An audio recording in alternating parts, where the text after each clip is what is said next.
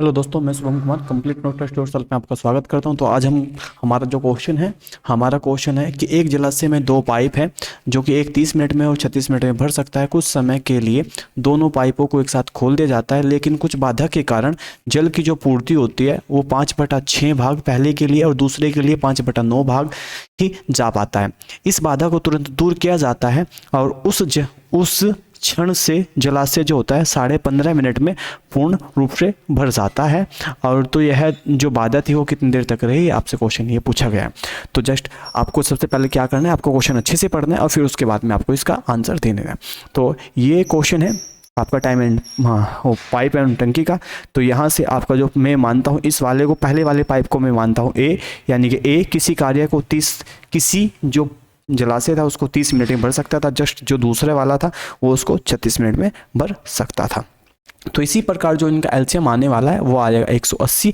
तो 180 जो आएगा ये इससे डिवाइड होगा, यानी कि ये कितनी देर में भर पाएगा, ये भर पाएगा मेरा पूरा 6 मिनट में और ये वाला भर पाएगा मेरा पूरा 5 मिनट में। तो ये कहता है कि उसकी जो बाधा होती है ना वो 5 से पहला जो वाला पाइप होता है, जो पहला वाला जो पाइप होता है, यानी कि ये वाला जो पोर्शन होता है, इस वाले पोर्शन के लिए जो कुछ समय तक की बाधा रही है वो रही है 5/6। अगर मैं यानी कि ए के लिए कुछ जो बाधा का समय देखता हूँ, बाधा का जो समय रहता है, अगर ये पूरी की पूरी जो कैपेसिटी लेके आता है वो आता है 6, बट कुछ बाधा के कारण ये कितना हो जाता है, इसकी कैपेसिटी कितनी हो जाती है, इतनी हो जाती है। तो जस्ट ये जो कैपेसिटी आती है ये आती है 5, यानी कि वो पहले 6 दे रहा था, बट अब कितना जाएगा वो पानी, वो जाएगा मात्र 5। और ये इसी प्रकार से अगर मैं दूसरे वाले पाइप बी की बात करता हूँ, जो उसकी क्षमता थी वो थी 5, और वो दूसरा जो पाइप है उस क्षमता के कारण क्या कर रहा है, उसको थोड़ा सा और उसको कम कर देता है। तो इसी प्रकार से जो इसकी क्षमता होती है 9×5 = 45 और ये 4.5 क्या आ जाता है हमारे पास में 4.5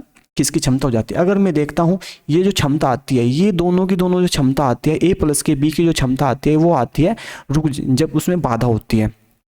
तो ये बाधा के कारण कितनी इनकी क्षमता हो जाती है दोनों की, वो हो जाती है 9.5 इनकी जो क्षमता होती है वो हो जाती है। बट आपसे पूछा गया है अगर उसको तुरंत ही दूर कर दिया गया हो तो वो जो जलाशय है वो कितनी देर में भर जाता है, वो भर जाता है हमारा 15.5 मिनट में। तो मैं 15.5 मिनट को किस प्रकार से लिख सकता हूँ, तो इसको लिख सकता हूँ मैं 31/2। तो ये 31/2 मिनट तक बिल्कुल सही रूप से हमारा क्या हुआ है, हमारा ये चला है। तो अगर मैं कह सकता हूँ कि हमारा 15.5 मिनट तक ये पूर्ण रूप से चला है, तो ये वाला जो पोर्शन था वो दोनों की दोनों अगर कैपेसिटी इनकी 11 हो जाती है, तो 11 जो हो जाता है वो हमारा कितने मिनट तक चलेगा, 15.5 मिनट तक हमारा ये पूर्ण रूप से चलता रहेगा। और इसी प्रकार से जब हम इनकी मल्टीप्लाई करते हैं, 2 से मल्टीप्लाई करते हैं, तो ये आता है 341/2। तो इसी प्रकार से ये आता है 170.5। तो 170.5 तक तो ये बिना बाधा के चल चुका था, ये जो बिना बाधा के चल चुका था। बट ये वाला जो पोर्शन था ये हमें पूरा भरना था। तो जब इसमें से अगर मैं इस वाले पोर्शन को माइनस करता हूँ, तो 180 और 170.5, तो ये जो पोर्शन बैठ जाता है मेरा, वो बैठ जाता है 9.5, जो ये बाधा के कारण क्या हुआ था, ये बाधा के कारण पानी चला हुआ था। और ये जो बाधा के कारण हमारी जो कैपेसिटी होती है यानी कि क्षमता थी वो कितनी होती है, 9.5। तो हमने इस वाली बाधा के पानी को हमने इस वाले से क्या कर दिया, डिवाइड कर दिया है। तो ये जो इस वाले से हमने इसको डिवाइड किया है और इस प्रकार जो कटेगा यहाँ पे आएगा 1 और वो आएगा हमारा मिनट। बट जो हमारा ऑप्शंस है वो 20 मिनट है, 20